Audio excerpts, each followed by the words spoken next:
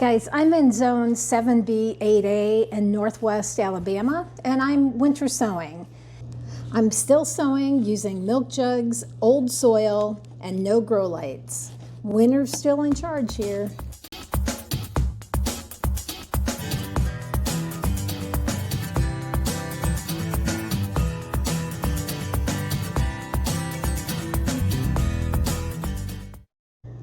It's 10 weeks out from my frost-free date, and I'm doing some things differently every week, trying something new, and we won't really know the results until the end of the growing season. But for now, I'm enjoying the process, and who doesn't love getting their hands in the dirt?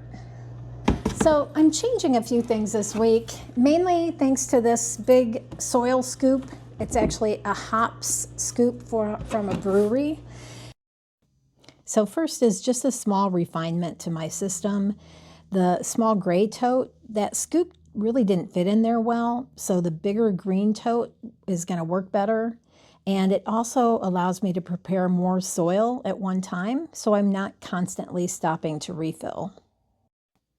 And it only took a few minutes to fill the 14 jugs I needed for this week.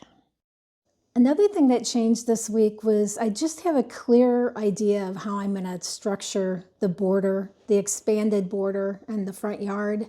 So I'm growing new varieties to me more confidently, sowing more confidently, and hopefully those will turn into viable plants that will go in and bulk up that border. Now, if it doesn't happen, it doesn't happen. It's a cost of a pack of seeds, and the soil actually I will reuse. I regenerate any used potting mix that I don't have any disease issues with or anything like that. So seriously, it's not a huge deal. It's worth the experiment. We really reorganized this whole side of the basement. We've got some projects going on outside that we needed an indoor area, but that's the second main thing that we've done differently this week. And just that little thing had a huge impact on both how comfortable it is to work down there and how fast everything moves along. The final thing I'm doing differently this time is I'm switching from the duct tape to twist ties. I've got a ton of these laying around, and I thought it'd be a good way to use them up and to try a new method too. Will they make it easier to get into the jug? Maybe. Are they going to be reusable year to year? Maybe. But again, it's just an experiment.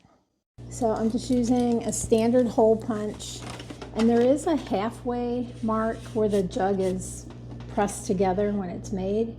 And I'm just using that, and I try to keep the holes about the same distance from that halfway mark, and then do that on the bottom too.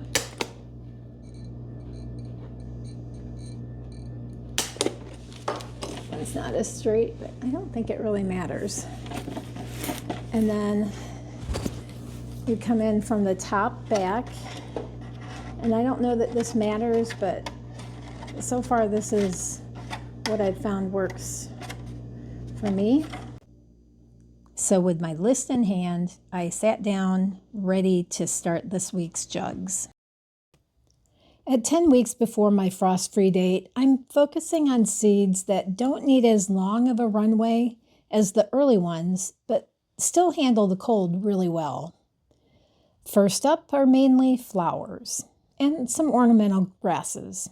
These are all cool season lovers, and I'm going to use them mostly to go in my existing beds to kind of bulk them up, and also trying to expand my big bed out front.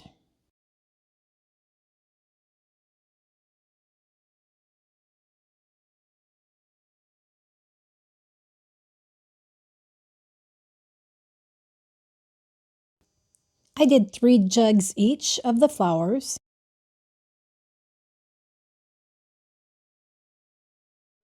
and 1 jug each of the grasses.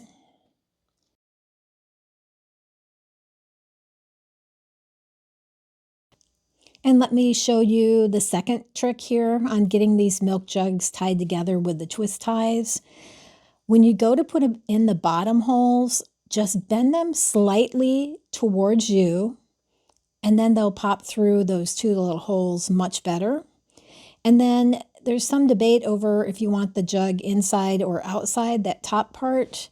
I'm not sure. I did it about half and half. We'll see how that works out. I wonder if you could put a slit in it to make it all go in there. The second group of seeds that I'm working with today are typically my reliable performers. Think of them as my staples. These are mostly herbs and they're all pretty much older seeds, so I'm going to plant them heavy to use them up. I sowed 1 jug for each type.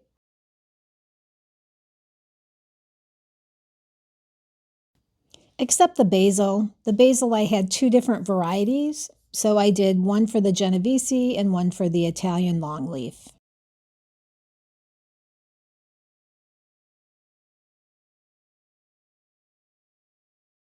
And these old onion seeds, I just put them in 1 jug. They're probably not viable.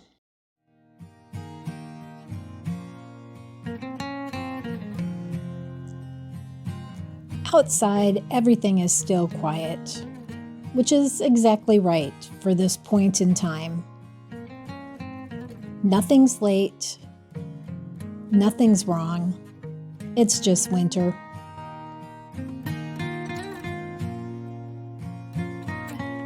Each round teaches me something new, not just about the plants, but how I work best in this cold season.